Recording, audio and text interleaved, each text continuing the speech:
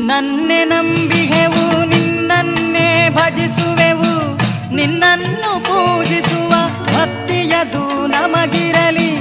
ಪಾಪವದೋ ಪುಣ್ಯವದೋ ಪಾಲಿಗದು ಭಾಗ್ಯವೆಂದು ಪಾದವ